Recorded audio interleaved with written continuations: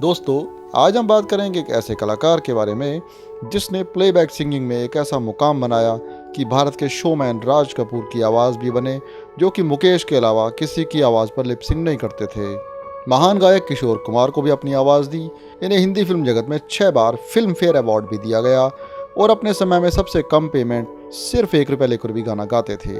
आज भी उनको संगीत का बेताज बादशाह, शहंशाह तरन्नुम भी कहा जाता है। इनके बारे में जानने के लिए हमारे साथ जुड़े रहें और इस वीडियो को पूरा अंत तक जरूर देखें। ऐसे महान गायक का नाम है मोहम्मद रफ़ी। मोहम्मद रफ़ी साहब का जन्म 24 दिसंबर सन 1924 को पंजाब में अमृतसर के पास के शहर कोटला सुल्तान सिंह में हुआ। वह अपने परिवार में अपने 6 भाइयों में से एक थे। उन्होंने अपनी स्कूल की शिक्षा पंजाब में ही पूरी की। पढ़ाई के बाद सन 1937 में वह अपने परिवार के साथ रोजगार की तलाश में लाहौर में आकर बस गए। उस समय मोहम्मद रफ़ी साहब की उम्र लगभग 7 साल की थी। परिवार की आर्थिक हालत ठीक न होने के कारण वह उस समय से ही अपने बड़े भाई के साथ नाई की दुकान पर काम करने लगे। उनको बचपन से ही कुछ न कुछ गाने गुनगुनाने का बहुत शौक था। इसमें सबसे हैरान करने वाली बात तो यह है कि उनके परिवार में कोई भी व्यक्ति संगीत से जुड़ा हुआ नहीं था। कहा जाता है कि जब वे अपने भाई की दुकान में होते थे तो काम करते समय भी कुछ न कुछ गाते गुनगुनाते रहते थे। उस समय एक बुजुर्ग फकीर उनकी दुकान के पास से अक्सर गुजरा करते थे, जो कि बहुत ही सुरीली आवाज़ में गाया करते थे। उनकी सुरीली आवाज़ से प्रभावित होकर बालक रफ़ी उनका पीछा किया करते थे और दुकान पर बैठकर उस फकीर की आवाज़ की नकल किया करते थे। लेकिन इनकी नकल में भी बहुत मधुरता और सुरीलापन था। अधिकांश लोग रफ़ी साहब का गाना सुनने के लिए दुकान पर आने लगे।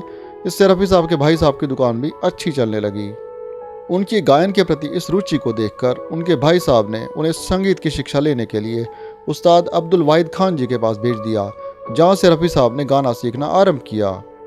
उसके बाद उन्होंने पंडित जीवन लाल मट्टो और फिरोज़ निज़ामी जी से भी संगीत की शिक्षा ली।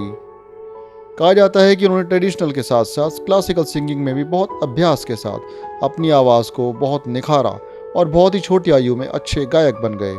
उस समय में वह ऐसे गायक बने जिन्होंने मात्र 13 साल की आयु में all India radio Akashvani Lahore में गाया। रेडियो पर उनके गाने का किस्सा बहुत ही दिलचस्प है। कहते हैं कि उस समय रेडियो पर अपना गीत गाने के लिए उस समय के जाने माने गायक श्री कुंदन लाल सहगल जी भी वहां आए हुए थे, लेकिन वहां पर बिजली गुल हो जाने के कारण KL सहगल जी ने गाने से इनकार कर दिया। तो उस समय प्रशंसकों को शांत करने के लिए रफ़ी साहब के बड़े भाई साहब ने रेडियो स्टेशन को आग्रह किया कि रफ़ी साहब को गाने का मौका दिया जाए। उसके बाद रेडियो विभाग ने उन्हें गाने की अनुमति दे दी। रफ़ी साहब के गीत को उस समय काफ़ी सराहा गया। उस समय वहां पर उस समय के जाने माने संगीतकार श्री श्याम सुंदर जी भी उपस्थित थे। उस कार्यक्रम के बाद से उन्होंने रफ़ी साहब को अपने स्टूडियो में बुलाया। वहीं से रफ़ी साहब के जीवन का संगीतिक सफ़र शुरू हुआ। उन्होंने सन 1944 में श्याम सुंदर जी के संगीत निर्देशन में एक पंजाबी गीत, जो कि एक पंजाबी फिल्म गुल बलोच में फिल्माया गया था, वह गीत उन्होंने बखूबी गाया। चूँकि वह पंजाब के रहने वाले थे, इसलिए उनकी गायन शैली पंजाबी भाषा पर बिल्कुल सटीक बैठ रही थी। आइए अब बात करते हैं रफ़ी साहब के पारिवारिक जीवन के बारे में। उनकी शादी बेगम विकलिस से हुई और उनके घर 7 संतानों ने जन्म लिया। उनके 4 बेटे और 3 बेटियां थीं। वह बहुत ही शर्मीले स्वभाव के व्यक्ति थे, लेकिन वह बहुत ही दरिया दिल और हंसमुख भी थे। उसके बाद सन 1944 में रफ़ी साहब मुंबई में आ गए। यहाँ पर उन्होंने बॉलीवुड के कई जाने माने संगीतकारों के साथ काम किया। आरंभ में उन्होंने महान संगीतकार नौशाद जी के साथ कई फिल्मों में गाया। उन्होंने नौशाद के साथ फिल्म अनमोल घड़ी से एक गीत तेरा खिलौना टूटा गाया, जो कि बहुत पसंद किया गया। तेरा खिलौना टूटा बालक, तेरा खिलौना टूटा। इसके बाद तो बॉलीवुड संगीत में उनकी आवाज़ का जादू सा चलने लगा। अब उन्हें एक के बाद एक कई फिल्मों में गाने के अवसर मिलने लगे।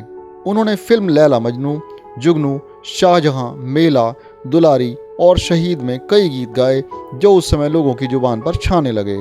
इस समय मोहम्मद रफ़ी साहब कामयाबी की ऊंचाइयों पर कदम रख चुके थे, लेकिन इतनी सफलता हासिल करने के बाद भी उनका स्वभाव बहुत ही सादगी से भरा रहता था।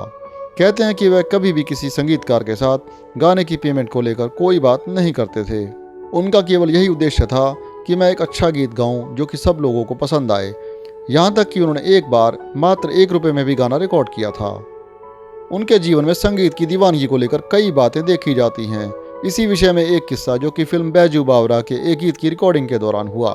इस गीत के बोल थे, ओ दुनिया के रखवाले। कहते हैं कि जब नौशाद जी के स्टूडियो में इस गीत को रिकॉर्ड किया जा रहा था, तो इस गीत को गाते समय रफ़ी साहब बहुत ही ज़्यादा भावुक हो उठे और गीत के आखिरी अंतरे में उन्होंने अत्यंत ऊंचे स्वर में गायन किया, जिससे उनके गले में खून उतर आया। उसी समय नौशाद जी ने कहा कि आप यह गाना बंद कर दो।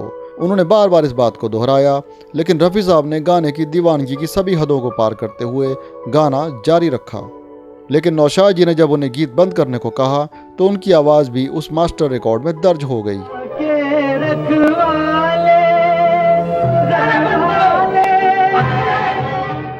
इसके बाद रफ़ी साहब ने मुंबई में कई अन्य संगीतकारों शंकर जयकिशन, सचिन देव बर्मन, राहुल देव बर्मन, ओपी नैयर और लक्ष्मीकांत प्यारेलाल के साथ कई फिल्मों को ऐसे गीत दिए जो कि बॉलीवुड संगीत का एक अमर इतिहास बन चुके हैं। इतने सारे अलग अलग तरह के संगीतकारों के साथ काम करते हुए भी मोहम्मद रफ़ी साहब ने अपनी गायकी से ऐसा इतिहास बना दिया जो कि हर कलाकार के लिए एक प्रेरणा का स्रोत है। उनकी गायकी की यह विशेषता थी कि वे हर प्रकार के गीत को गाते समय बिल्कुल सहज हो जाते थे, यानी कि गीत धार्मिक हो, रोमांटिक, नृत्य संगीत या दर्द से भरा हुआ, वह हर गीत को बहुत ही रूह से गाते थे।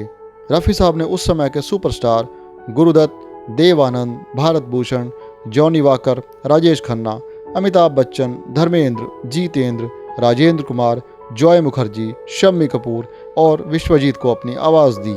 उनके अलग अलग अंदाज में गाए हुए कई गीत जो कि आज भी पसंद किए जाते हैं, उनमें से एक प्रेम गीत बहारों फूल बरसाओ, मेरा महबूब आया है, दर्द भरा गीत ये दुनिया ये महफिल मेरे काम की नहीं, एक डांस हिट चांद मेरा दिल चांदनी हो तुम, एक कव्वाली पर्दा है पर्दा पर्दे के पीछे पर्दा नशी है, इन सब गीतों को आज भी बहुत पसंद किया जाता है।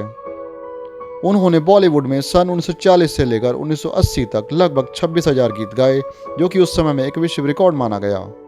मोहम्मद रफ़ी ने हिंदी के अलावा और भी कई प्रादेशिक भाषाओं में गाया और अपनी बहुआयामी प्रतिभा को दुनिया के सामने उजागर किया। उन्होंने मराठी, तेलुगु, असमिया के अलावा अंग्रेजी भाषा में भी कुछ गीत गाए जो कि काफ़ी प्रचलित हुए। उन्हें एक बेस्ट प्लेबैक सिंगर के तौर पर हिंदी फिल्म जगत में 6 बार फिल्म फेयर अवार्ड भी दिया गया। साल 2016 में भारत सरकार द्वारा उन पर एक डाक टिकट भी जारी किया गया। संगीत की दुनिया का यह महान सितारा 31 जुलाई सन 1980 को अचानक हार्ट अटैक होने से हमसे सदा के लिए अलविदा हो गया। मोहम्मद रफ़ी साहब के जाने के बाद प्रसिद्ध गायक मोहम्मद अजीज़ ने एक गीत मोहम्मद रफ़ी तू बहुत याद आया को गाया। इस गीत को फिल्म में अमिताभ बच्चन पर फिल्माया गया है। मोहम्मद रफ़ी तू बहुत याद।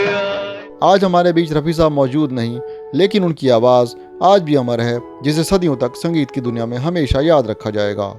दोस्तों, संगीत जगत से जुड़ी ऐसी ही जानकारी हम आगे भी देते रहेंगे।